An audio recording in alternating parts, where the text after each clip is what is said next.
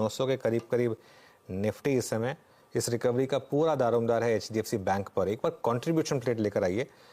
Contribution plate आपको आज का बहुत कुछ बताने वाला है, क्योंकि 1503 पर आ गए अब हम एचडीएफसी बैंक पर। 1484 से हमने शुरुआत की थी इस स्टॉक में।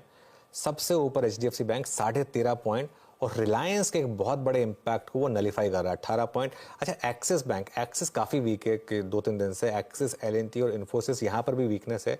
अगर ये थोड़ा सा सुधरने शुरू हो जाएंगे तो इंटरेस्टिंग होगा। गलत आ रहा है ऊपर का वो पॉइंट, वो बहुत हटाइए इसको। 21 ये 2145 पॉइंट ऊपर दिखा रहा है, गलत है ये निफ्टी, इसको हटा दीजिए प्लीज़।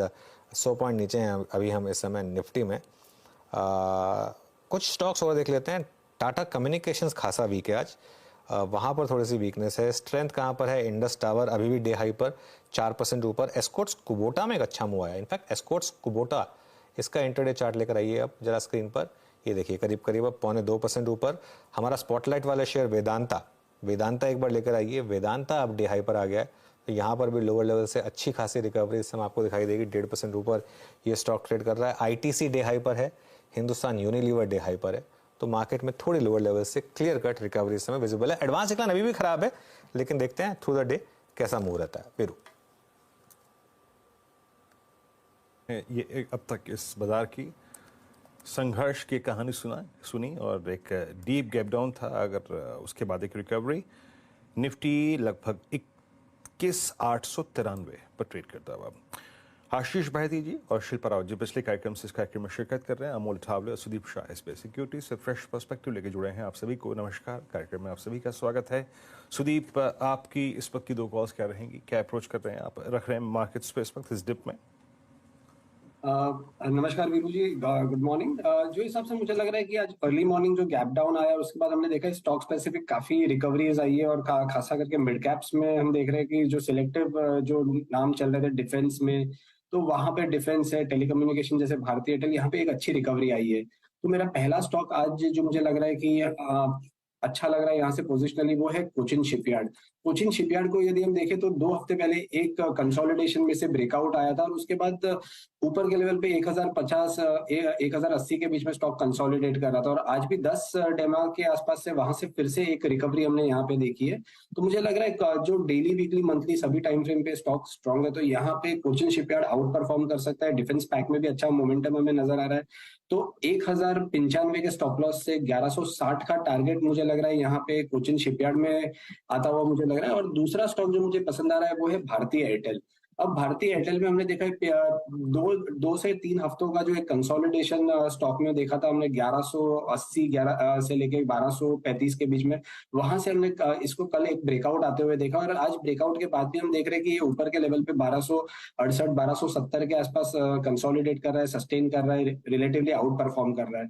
तो मुझे लग रहा है यहाँ पे भारतीय एयरटेल को भी पोजिशनली लॉन्ग कर सकते हैं 1250 के स्टॉप लॉस से 1310 के टारगेट के लिए। ओके, भारतीय एयरटेल पे भी आपका एक लॉन्ग कंस्ट्रक्टिव व्यू। और अमोल, गुड मॉर्निंग। आपके 2 ट्रेड्स इस वक्त क्या रहेंगे अमोल? जी नमस्ते। मुझे आई थिंक लग रहा है कि इंडेक्स स्टॉक पे ज्यादा फोकस करना आइडियल स्ट्रैटेजी रहेगी, बिकॉज ओवरऑल मार्केट टेक्सचर थोड़ा सा वोलेटाइल है।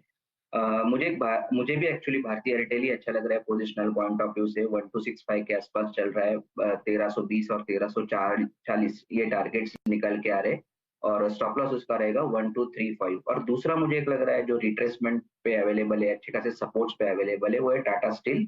159 के आसपास है, 170 और 172 के टारगेट्स निकल के आ रहे हैं, जो उसका प्रीवियस स्टॉप के आसपास है, और स्टॉप लॉस उसका रहेगा 154 का। ओके शिल्पा जी, बताइए अब आपकी 2 ट्रेड्स में से इंडस टावर फिर डे हाई पर है 4% ऊपर। अभी कहाँ मौके ढूंढ रही हैं आप? मैं यहाँ पे अगेन एक बाय और एक सेल दूंगी। मेरा जो बाय रहेगा, I mean there are couple of options, मैं डिस्कस कर देती हूँ। यहाँ पे मुझे एक अच्छा लगता है बायोकॉन। बायोकॉन 260 पे अच्छा खासा सपोर्ट है, तो आप यहाँ पे 257 के स्टॉप लॉस से बायोकॉन में लॉन्ग जा सकते हैं फॉर टारगेट्स ऑफ 275 से 280। ये इसका एक अच्छा रेंज है जो वो प्ले करता है। दूसरा आप सीयूबी भी देख सकते हैं। सीयूबी बैंक निफ्टी अच्छा परफॉर्म कर रहा है तो सीयूबी भी 150 के ऊपर अभी सस्टेन कर रहा है। ये एक इमीडिएट लेवल पे इसका एक अच्छा सपोर्ट है जहां से 150 160 आ सकता है। तो बाइंग में ये दो ऑप्शंस है, आप इसमें ट्रेड ले सकते हैं। और तीसरा मेरा रहेगा सेल रैमको सीमेंट में। रैमको सीमेंट अगेन 800 के नीचे है, जब तक 800 के नीचे रहता है इसमें डाउनसाइड टारगेट 750 730 तक भी ओपन रहते हैं। तो अगेन रिस्क रिवॉर्ड फेवरेबल है, तो 2 buys and 1 sell. 2 buyers and 1 sell इस समय ये हो गई शिल्पा जी की पिक्स। आशीष बहेदी जी, आपने क्या पिक किया इस समय ट्रेड्स में? 2 फ्रेश ट्रेड्स आपके। जी अनुज जी, पहला जो ट्रेड रहेगा वो है ओएनजीसी पे बाय रहेगा। स्टॉक ऊपर से थोड़ा सा कूल ऑफ जरूर हुआ है बट एक अच्छा प्राइस पॉइंट पे अवेलेबल है और जिस हिसाब से 276 होल्ड कर रहा है वो काफी इंप्रेसिव है। 270 का एक स्टॉप लॉस लगाना है इसमें। 282 का पहला टारगेट, 285 के सेकेंड टारगेट के लिए खरीदारी की जा सकती है। दूसरा जो बाय आइडिया है वो आईटीसी, ये काफी अच्छे से होल्ड कर रहा है और जिस हिसाब से मार्केट को स्ट्रेंथ दिया है इसने आज, जो भी पूरा रिलायंस का प्रेशर था उसे ये और एचडीएफसी काफी अच्छे से नेगेट करते हुए देखने मिले हैं और इन लेवल्स पे अच्छी बाइंग इंटरेस्ट इसमें कंटिन्यूअसली देखने मिल रही है।